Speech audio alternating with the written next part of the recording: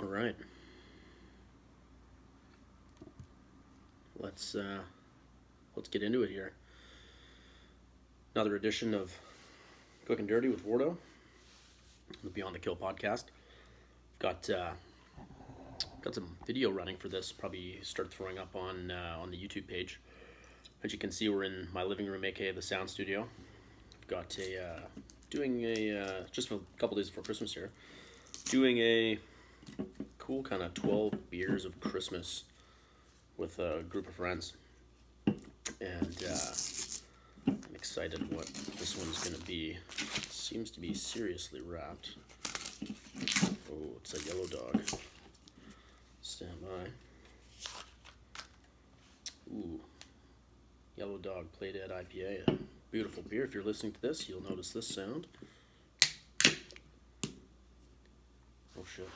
Just got a little on the old Zoom recorder there. That should be fine. I want to start this off with a cheers and happy holidays. Also, if you could have seen the bullshittery I just went through trying to get the sound levels going on this thing, and I couldn't understand why I wasn't recording. This is kind of what we record on Zoom. And I couldn't understand what was happening. And then I realized I hadn't plugged in the microphone cable into the old Zoom recorder. So I was just speaking. And that's why I couldn't hear it through the headphones, which is, I wish I was recording for that. That was one of the dumbest things I've done in a long time. It's like when you're searching for your sunglasses and they're on your head. Anyways, what I want to go into a bit today, and this could be a seriously long topic, I think, but I would like to go into the topic of painful knees, kind of like I had before, but a bit more of a deep dive. And this is for people that are either maybe hopefully a little bit older, but are suffering from some pretty severe osteoarthritis. They've got quite a bit of pain. They've been told, hey, you're going to need a knee replacement, but we're going to try and put that off for as long as we can. As every year goes by, technology gets better for any joint replacement. The longer you can put it off, if you're 43 and you've got bone on bone and it's grinding away in there and all of these things are happening. If you can make it to 50, that's always what they like to say. If you're overweight, it's better to lose some weight. If you haven't been able to, I'm jumping ahead of myself. So that's what I want to kind of shout about today. And first and foremost, if you've got some knee pain and you, at any age, and you go to the doctor and they're like, oh, sounds good, let's get a film. You haven't had some acute kind of, snap, tweak, kick that you felt something pop. You're just like, man, my knees hurt. Every time I start hunting season, anytime I do squats at the gym, the standard MD advice usually ends up coming back. And I'm not just MD. A lot of advice in general comes back as, oh, you should just not do anything for a few weeks, and squats are bad for your knees, or, all running's bad for you, so on and so forth. You can't blame squatting or running or, anything like that. It's your form, or it's too much too soon, or, you just need to change some variables and you'll get through it. So you go to the doc and you get told you get the film, and doc says, you got arthritis in your knees. And if they're good, they're going to go over what that means. And the fact that at any age, I've got osteoarthritis through a bunch of joints that I've put a lot of wear and tear on, and that's just not the end of the world. You could take a 70-year-old who still does Ironmans, or still, competes in powerlifting, or still, sprints the 100 meters and masters track and field, and they're riddled with arthritis. And, they're stiff and maybe some aches and pains, but they're not still live a hell of a quality of life. So that's kind of not a good excuse to not perform a certain exercise. Just take, for instance, a patient of mine I have in the clinic right now. I don't generally say, you've got bad knees, because I think that's a real cop-out, and it also, changes the mindset. but this really lovely, very fit. She's probably in her she's about in her mid 40s actually. Female. Her knees are pretty rough. Like she's had knee pain for a lot of years. She's a little kind of bow-legged in the lower leg below the knee, and was very inactive growing up. So she doesn't have a good base of strength, and what strength will do is stabilize that knee so it can't kind of twist around on itself with that weird kind of bow-leggedness. We can talk about that in a bit too. But anyway, so she cycles all summer, and she has very little knee pain. One, the heat will help. Like if you live in a cold climate and you've got kind of osteoarthritis and just stiffness and tightness, you all of a sudden go spend some time in Southern California or Bermuda, it feels better. Like you'll be like, man, what's going on here? It feels like all my joints are younger.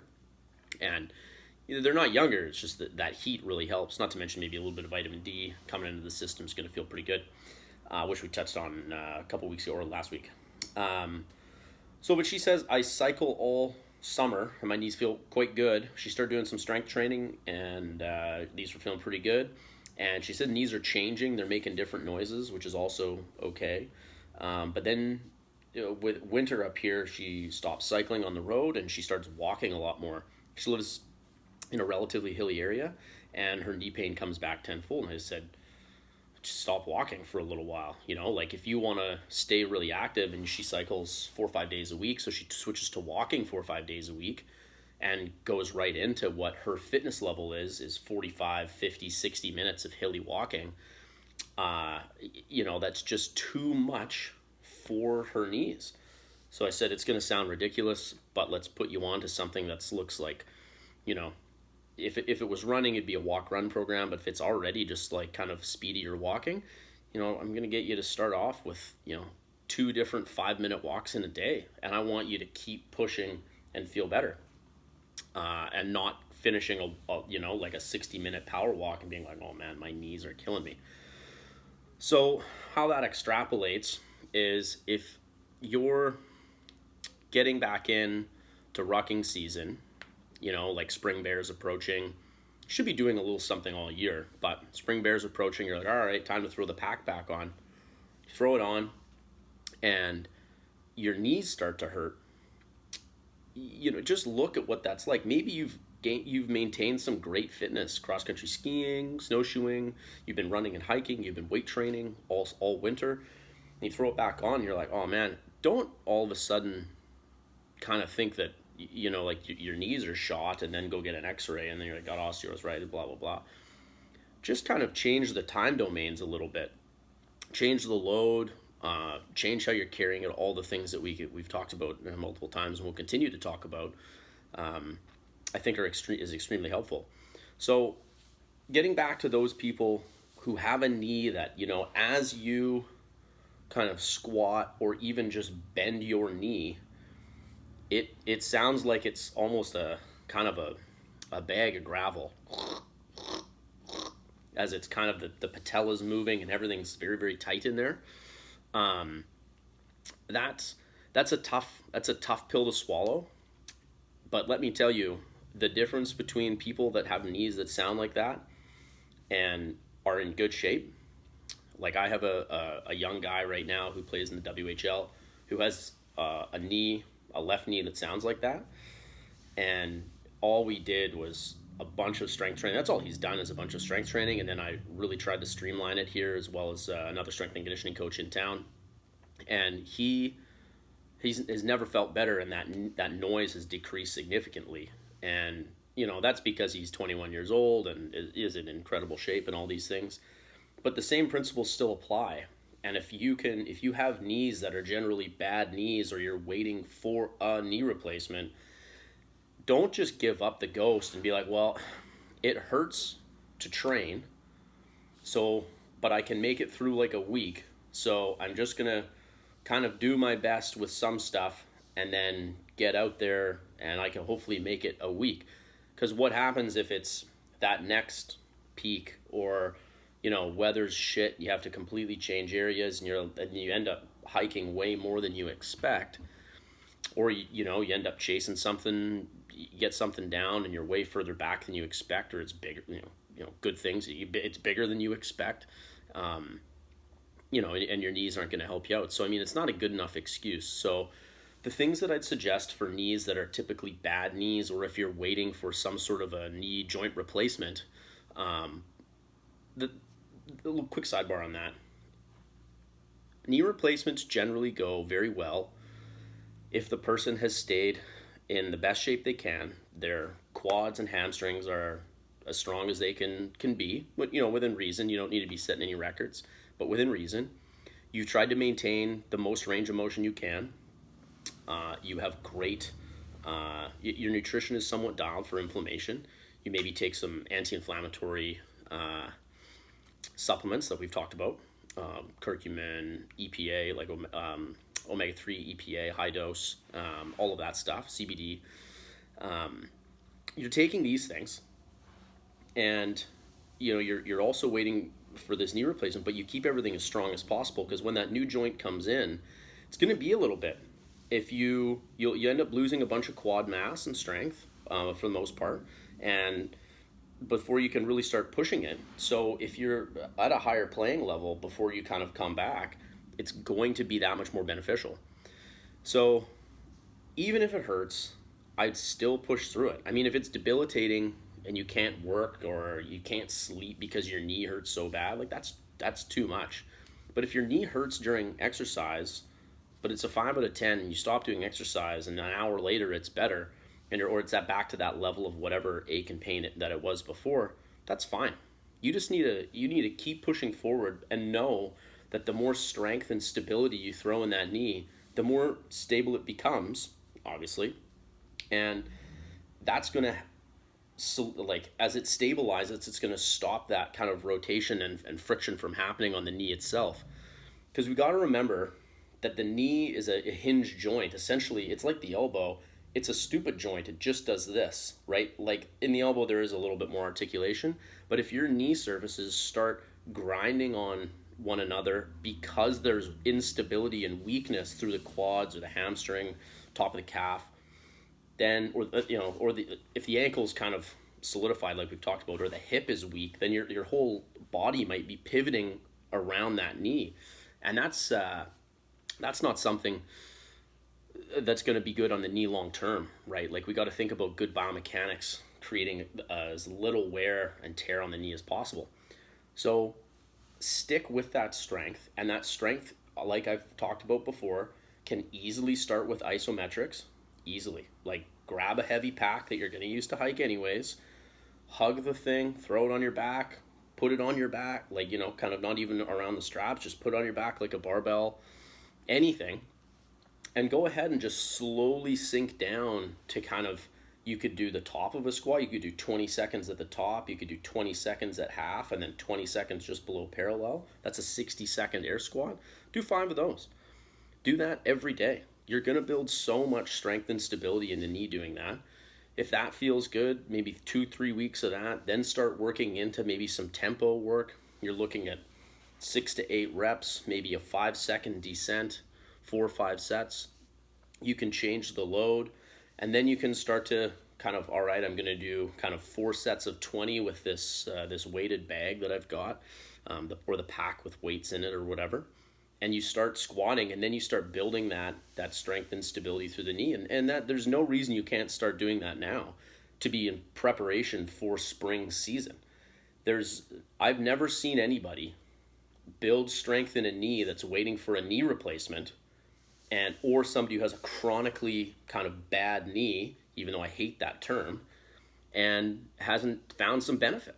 Whether it stops hurting or doesn't stop hurting, is somewhat of a moot point if it's more functional. If you're still expecting your quote-unquote bad knee to go out there and perform, then it better be fucking strong. Like, that's just all there is to it. So I think that's one of the most important points that I see, and people really end up babying it. Now, some things that I've really seen help for just in general outside of just the stability stuff is obviously getting somebody to look or getting somebody to look at the hip or somebody to look at the ankle to make sure the ankle articulates correctly and you're not having a biomechanical problem from the bottom. Make sure the hip is stabilized correctly and you're not having a biomechanical problem from the top, and kind of a muscular imbalance or something that's not quite doing what it needs to let the kind of the foot, knee, and hip track kind of correctly as we're walking up downhill or on flat, especially under load. And then the other things that I've found that really help out, obviously a bit of getting some treatments, right? Getting like, the quads stripped out, getting the hamstrings worked on, all that stuff is great, feels good. But things daily, I find daily stuff works so much better. And if you look up compression floss or voodoo floss, Kelly Starrett did a hell of a job kind of making this stuff, smashing it and squeezing it and all these things. And if you look up compression floss, you can pick some up off Amazon. I use mine from Rock Tape, but it doesn't matter. It's basically a bike tube cut in half, and you can use that. I did back in the day, but it's not as great. And it's basically a 2-inch thin piece of rubber that's about 8 feet long or so. And you basically start kind of always try and wrap towards the heart, although it doesn't really matter. If you wrap below your knee and you kind of and you can tightly wrap it, and you wrap that thing all the way around your knee and go ahead and just do, about 40 seconds of basic movement. Could be walking, could be some lunges, could be some squats. Doesn't matter. Could just be laying on your back and just flexing your knee all the way, to your butt, pulling on it, that kind of thing. Do that for 40 seconds, take the wrap off, and then go ahead and do the same thing you were just doing for about another 20 seconds. Get up and see how it feels. Generally feeling, as we kind of loosen the fascia up around an area that's predominantly painful and tight, it's going to feel better. It's going to feel better. It's why when we smack our knee, or if something's stiff, you kind of rub it, increase the heat. You're like, it feels a bit better. So that's one of the things that I get everybody to do. The other one that I find is super helpful is if you've had a hard time, if you haven't really used the full range of your knee because of pain. Quick time out here. I got to take a sip of this delicious beer. Maybe two.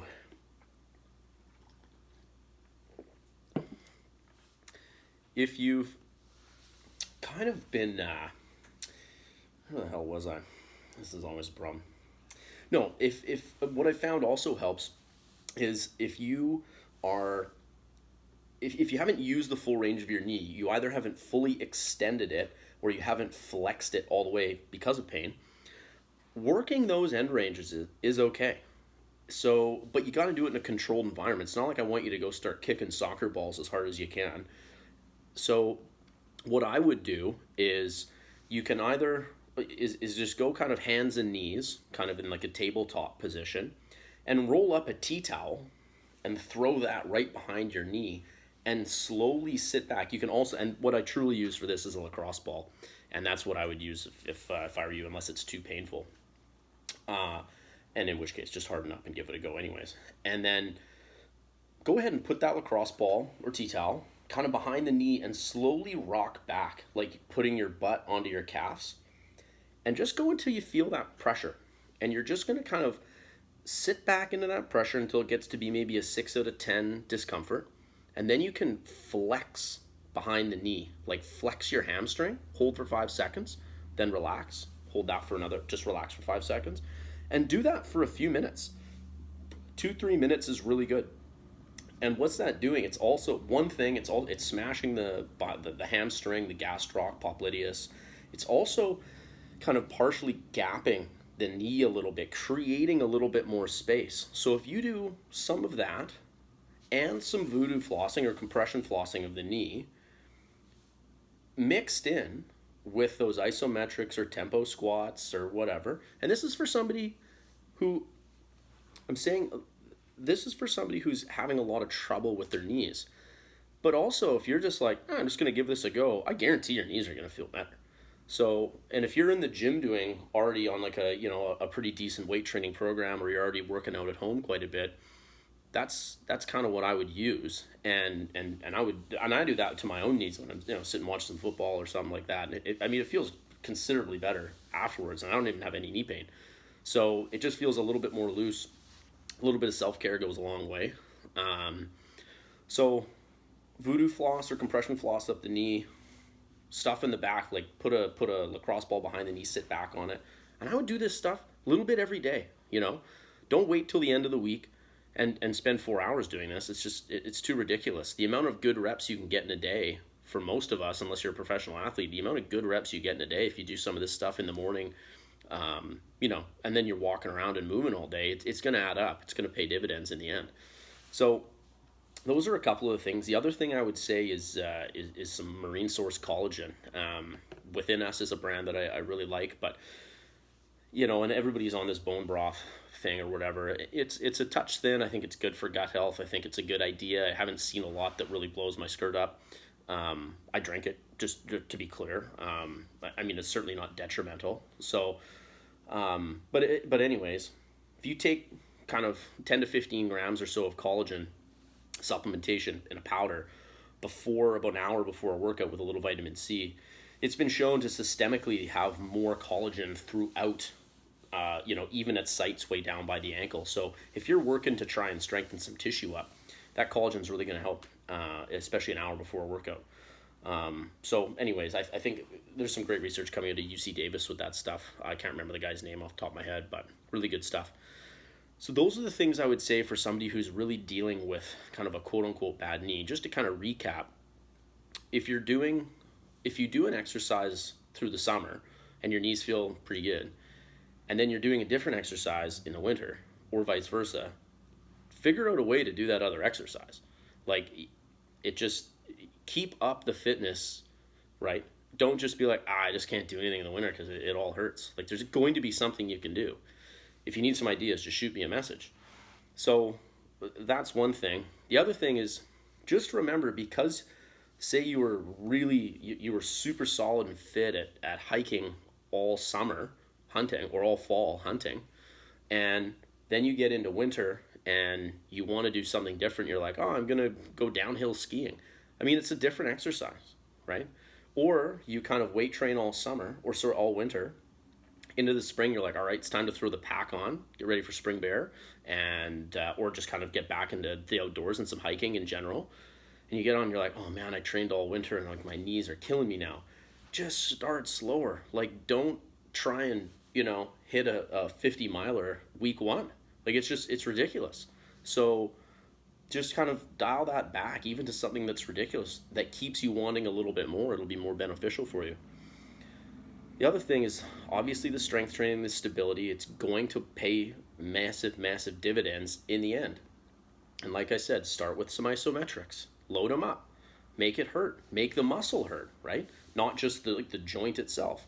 From there, do some tempo work. If you want to do some 10-second eccentric squats, go right ahead. More power to you. Then working into some regular tempo stuff, kind of one or two down, one or two up, bunch of reps, throw the different weights on. And if that's just in a pack and that's just throwing in water bottles or sandbags from around the house, then that's great too. And then lastly is just kind of some of that self-care stuff. So the compression floss, I think, is really important. It feels pretty good. And then lacrosse ball or tea towel behind the knee, kind of rock back and sit on it. Feels really good as well. Well, it doesn't actually. It feels terrible, but the result is usually quite good. If any of these cause any problems, shoot me a message or go see a professional about it. I have links to professionals all over the country too, and all through the United States. So always just let me know if you need somebody to look at something. And then, I think the collagen really helps. Anti-inflammatory is also massive. Yellow Dog IPAs don't really help, but anti-inflammatory diet, anti-inflammatory mechanisms are extremely important in kind of the longevity of that. Guys, that's what I got. I hope that's okay. I think if you have grindy, painful, noisy knees, it's not the end. Don't think that your days of mountain hunting are over, and certainly don't just fucking wait until you're gonna get that knee replacement. It's just, you don't see anybody come back from anything good, any surgery. The recovery time is always just brutal if somebody's just kind of sat around and waited for it. you know, it's already fucked. You might as well get out there and keep your leg as strong as possible. Enjoy the best quality of life you can to enjoy the best quality of life after the surgery. And there's very few people who will disagree with that. And if they do, they probably don't fucking know what they're talking about. That's all I got. Quick and dirty with Wardo. Merry Christmas.